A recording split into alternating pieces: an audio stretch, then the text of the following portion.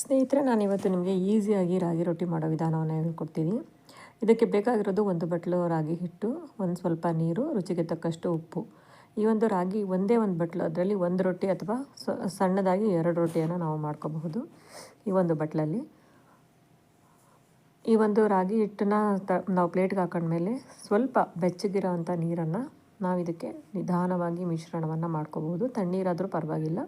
ನಿಧಾನವಾಗಿ ಇದನ್ನು ಮಿಶ್ರಣ ಮಾಡಿಕೊಂಡ್ರೆ ನಮಗೆ ಸ್ವಲ್ಪನೂ ಗಂಟಾಗ್ದಂಗೆ ನೀಟಾಗಿರುವಂಥ ಒಂದು ರೊಟ್ಟಿಯನ್ನು ನಾವು ಮಾಡ್ಕೋಬೋದು. ತುಂಬ ಚೆನ್ನಾಗಿರುತ್ತೆ. ಮತ್ತು ಇದನ್ನು ಎಲ್ಲ ಥರದ ಚಿಕ್ಕ ಮಕ್ಕಳು, ದೊಡ್ಡವರು, ಶುಗರ್ ಪೇಷಂಟ್ಸು ಎಲ್ಲರೂ ಸಹಿತ ತಿನ್ಬೋದು. ಪ್ರತಿದಿನ ತಿಂದರೆ ನಮಗೆ ಒಳ್ಳೆಯ ಆಹಾರ ಇದು ಒಂದು ಅಂತ ನಾನು ಹೇಳೋಕ್ಕೆ ಬಯಸ್ತೀನಿ. ಅದು ಎಲ್ಲೋ ನಿಮಗೂ ಗೊತ್ತೇ ಇದೆ. ಈ ಒಂದು ರಾಗಿ ಹಿಟ್ಟನ್ನು ನಾನು ನಿಧಾನಕ್ಕೆ ಇದನ್ನು ಮಿದ್ಕೋತಾ ಇದ್ದೀನಿ. ನಾವು ಎಷ್ಟು ನಿಧಾನಕ್ಕೆ ಚೆನ್ನಾಗಿ ಮಿದ್ಕೊತೀವೋ ಅಷ್ಟು ಚೆನ್ನಾಗಿ ಈ ಒಂದು ರೊಟ್ಟಿ ನಮಗೆ ಮಾಡೋದಕ್ಕೆ ಬರುತ್ತೆ. ಮತ್ತು ಬೇಯಿಸಿದ್ರೂ ತುಂಬ ಚೆನ್ನಾಗಿರುತ್ತೆ. ಅದಕ್ಕೋಸ್ಕರ ನಿಧಾನಕ್ಕೆ ಅದನ್ನ ಬೇಯಿಸ್ಕೋಬೇಕು. ನೋಡಿ, ಈ ಒಂದು ಹದಕ್ಕೆ ನಾವೊಂದು ಹಿಟ್ಟನ್ನು ನಾನು ಮಿದ್ಕೊಂಡಿದ್ದೀನಿ. ಈ ಹದಕ್ಕೆ ಮಿದ್ಕೊಂಡ್ರೆ ಕೆಲವರು ಇದನ್ನು ಹಾಗೆ ಕೈಯಲ್ಲೇ ನೆಲದ ಮೇಲೆ, ಒಂದು ಕಲ್ಲ ಮೇಲೆ ಅಥವಾ ತಟ್ತಾರೆ. ನಾನು ಇದನ್ನು ಒಂದು ಪೇಪರ್ ಮೇಲೆ ತಟ್ಟೋದು ಹೇಗೆ ಅಂತ ನಿಮಗೆ ಹೇಳ್ಕೊತೀನಿ. ಅದು ನಿಮಗೆ ಆನ್ಲೈನಲ್ಲೂ ಸಹಿತ ಲಭ್ಯ ಇದೆ. ನಾನೊಂದು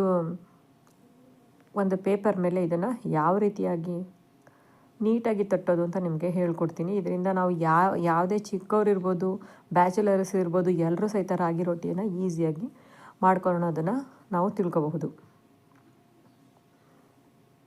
ನೋಡಿರಿ ಎಷ್ಟು ನೀಟಾಗಿ ಇದು ಆಗಿದೆ. ನೋಡಿರಿ, ಇದು ಒಂದು ಹಾಳೆ, ಇದು ಆನ್ಲೈನಲ್ಲಿ ನಿಮಗೆ ಸಿಗುತ್ತೆ.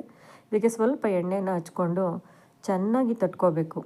ನೀಟಾಗಿ ಒಂದೇ ಸಮಕ್ಕೆ ಎಲ್ಲೂ ಉಬ್ಬು ತಗ್ಗು ಆಗ್ದಂಗೆ ತಟ್ಕೋಬೋದು. ಅಥವಾ ಅದರ ಮೇಲೆ ಇನ್ನೊಂದು ಹಾಳೆಯನ್ನು ಇಟ್ಕೊಂಡು ಸಹಿತ ನೀವು ಲಟ್ಟಿಸ್ಕೋಬೋದು. ಲಟ್ಟಿಸ್ಕೊಂಡ್ರೂ ಸಹಿತ ಅದೇನು ಹರಿದೋಗಲ್ಲ, ಏನೂ ಆಗೋಲ್ಲ. ಯಾಕೆ ಅಂತಂದರೆ ಕೆಳಗಡೆ ನಮಗೆ ಪ್ಲಾಸ್ಟಿಕ್ ಪೇಪರ್ ಇರುತ್ತೆ. ಸೊ ಇದು ನೋಡಿರಿ, ನಾನು ನೀಟಾಗಿ ಅದು ರೌಂಡಾಗಿ ಕಟ್ಟಾಗಿರೋಂಥ ಪೇಪರ್ ಆಗಿರೋದ್ರಿಂದ ನಮಗೇನು ರೊಟ್ಟಿ ಕಿತ್ತೋಗುತ್ತೆ, ಹರಿದೋಗುತ್ತೆ, ಆ ಥರದ್ದೇನು ನಮಗೆ ಸಮಸ್ಯೆ ಆಗೋಲ್ಲ. ಸೊ ಇದು ನ್ಯೂ ಲರ್ನರ್ಸ್ಗೂ ಸಹಿತ ಈಸಿ. ನೋಡಿರಿ, ಇವಾಗ ಹೆಂಚು ಕಾದಿದೆ. ಹೆಂಚು ಕಾದಿರೋದಕ್ಕೆ ಸ್ವಲ್ಪ ನೀರು ಚಿಮುಕಿಸ್ದೆ.